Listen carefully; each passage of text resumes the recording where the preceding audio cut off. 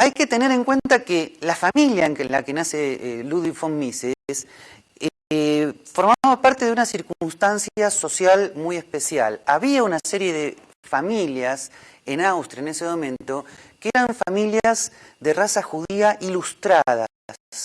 O sea, ilustradas quiere decir que eran judíos no practicantes, firmes partidarios de la Ilustración europea. Tenían concentradas sus esperanzas en las ciencias, en las letras, como la esperanza y como la salvación de la civilización europea. Según Guido Hülsmann, estas familias judías colocaban finalmente el mensaje de salvación que venía del Antiguo Testamento, lo colocaban en una esfera temporal. Lo que había que salvar era la civilización europea, de lo cual estas familias se sentían custodios, de algún modo, protagonistas y custodios. Von Mises nace en esa familia. Y esto es muy importante para entender la psicología y el modo de escribir del autor.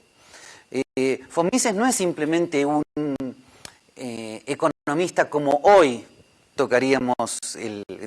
hablaríamos de ese término. Es fundamentalmente alguien preocupado por humanidades y ciencias sociales, con un interés en la conservación y salvación de la civilización europea, ¿no? Civilización que para él se identifica con los mejores logros de lo que él llamaba a su vez el liberalismo clásico. Para eso estudia ciencias sociales e historia en la Universidad de Viena, y cuando conoce a Karl Menger y a los clásicos, se dedica a la economía. La economía en von Mises es esa combinación de Karl Menger más los economistas clásicos. Pero a su vez, von Mises estudiaba muchas otras cosas, y comillas, en esas otras cosas estudiaba mucha filosofía. Y la filosofía en la cual él se nutre, como muchas veces sucede en ambientes alemanes y austríacos, más alemanes que austríacos, pero a él le llega la filosofía en la cual él se nutre, y acá comienza un poquito el eje central de lo que quería decir, es una filosofía muy influida, por un lado, por un viejo amigo de Warren, que es Immanuel Kant, que influye mucho en la formación y en la cosmovisión de von Mises.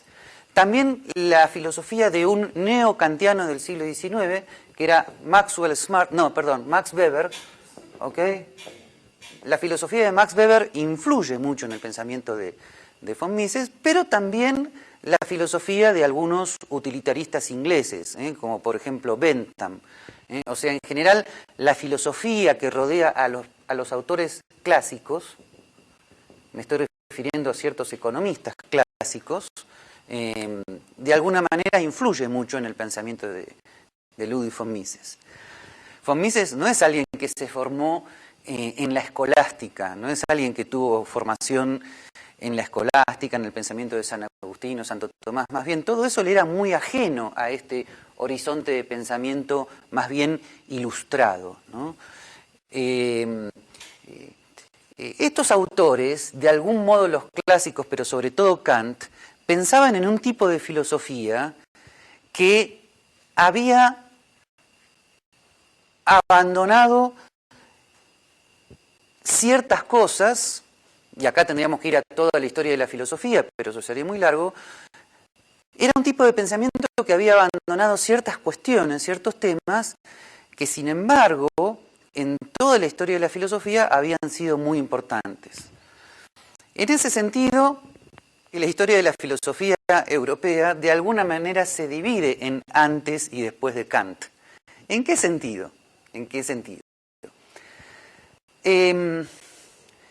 Tanto San Agustín, siglo IV después de Cristo, como Santo Tomás de Aquino, siglo XIII, que es el autor clave que vamos a analizar en muchos aspectos, siglo XIII después de Cristo, si llego a decir antes de Cristo me estoy confundiendo, ¿okay?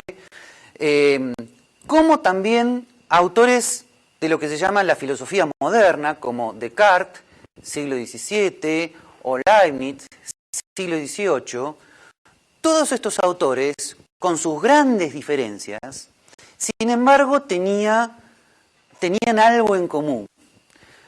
Lo que tenían en común es que de algún modo tenían todavía esperanzas en que la razón humana podía trabajar alrededor de los grandes temas de lo que en historia de la filosofía se llama la metafísica. Metafísica es justamente una tradición de pensamiento que toma lo que Aristóteles llamaba filosofía primera, que luego cuenta la leyenda que un discípulo colocó esos estudios como después de la física, y así se llamó metafísica. Los randianos estudian la metafísica de Aristóteles, los tomistas estudian la síntesis que Santo Tomás hace entre su propia metafísica y la de Aristóteles, etcétera, etcétera.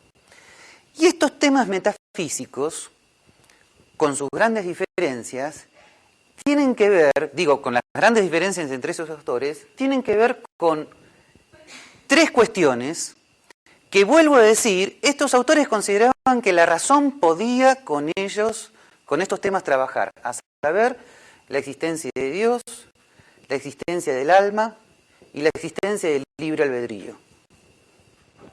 Para estos autores, por más profundas que sean sus diferencias, estos tres temas son temas que, por un lado, la fe los afirma, pero por el otro lado, la razón puede de algún modo demostrarlos.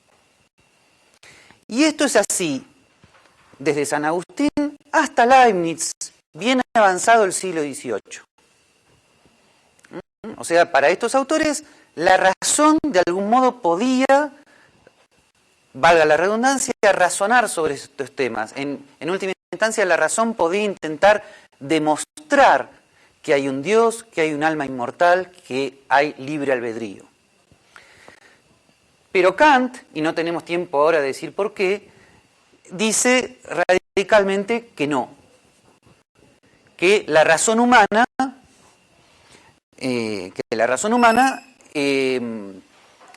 no puede hacer estas demostraciones, que la razón humana se engaña a sí mismo si intenta hacer estas demostraciones, que estas demostraciones no son válidas desde el punto de vista lógico, etcétera, etcétera. O sea, para Kant, la metafísica es ubicada en el lugar de la sola fe, y para Kant la razón es ubicada en lo que él llama el seguro camino de la ciencia. Y la ciencia, en época de Kant, ya es la física de Newton.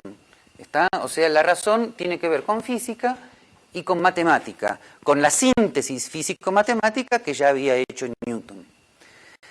Este relegamiento de la metafísica a la sola fe es conocido como el escepticismo metafísico kantiano.